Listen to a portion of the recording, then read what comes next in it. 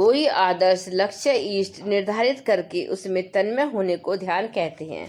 जैसा ध्यान किया जाता है मनुष्य वैसा ही बनने लगता है। सांचे में गीली मिट्टी को दबाने से वैसी आकृति बन जाती है जैसी उस सांचे में होती है। कीट भृंग का उदाहरण प्रसिद्ध है। झिंगुर को भृंग पकड़ ले जाती है और उसके चारों ओर लगातार गुंजन करती रहती है।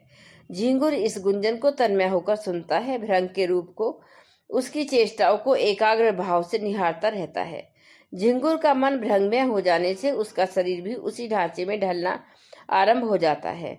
उसके रक्त, मांस, नस, नाड़ी, त्वचा आदि में मन के साथ ही परिवर्तन आरंभ हो जाता है और थोड़े समय में वह झिंगुर मन से और शरीर से भी असली भृंग के समान बन जाता है।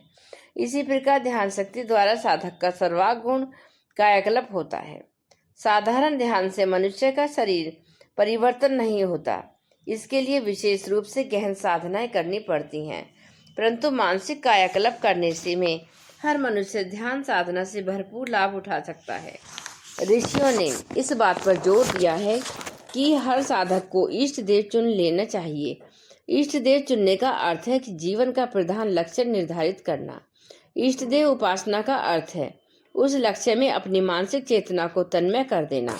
इस प्रकार की तन्मयता का परिणाम यह होता है कि मन की बिखरी हुई शक्तियां एक बिंदु पर एकत्रित हो जाती हैं। एक स्थानीय एकाग्रता के कारण उसी दिशा में सभी मानसिक शक्तियां लग जाती हैं। फलस्वरूप साधक के गुण, स्वभाव, विचार, उपाय एवं काम अद्भुत गति से बढ़ते हैं और जो उसे अभिष्ट लक्ष्य तक सरलता पूर्वक स्वल्प काल में ही पहुंचा देते हैं, इसी को इष्ट सिद्धि कहते हैं। ध्यान साधना के लिए आदर्शों को इष्टों का दिव्य रूपधारी देवताओं के रूप में मानकर उसमें मानसिक तन्मयता स्थापित करने का यौगिक विधान है। प्रीति सजातियों में होती है, इसलिए लक्ष्य रूप से इष्ट को दिव्य देहधारी देव मानकर उसमें तन्मय होने का गूढ़ एवं रहस्यमय मनोवैज्ञानिक आधार स्थापित करना पड़ा। एक एक अभिलाषा एवं आदर्श का एक एक इष्ट देव है। जैसे बल का प्रतीक दुर्गा, धन का प्रतीक लक्ष्मी, बुद्धि की प्रतीक सरस्वती, धार्मिक संपदा की गायत्री एवं भौतिक विज्ञान का प्रतीक सावित्री मानी गई है। गौरी, प्रज्ञा, सची, मेधा, सावित्री, विद्या, जया, देवसेना, सवधा, स्वाहा, मातर लोक, मातर, दृष्टि, तुष्टि, पुष्टि, आत्मदेवी, यह षोडश मात्र काय प्रसिद्ध हैं।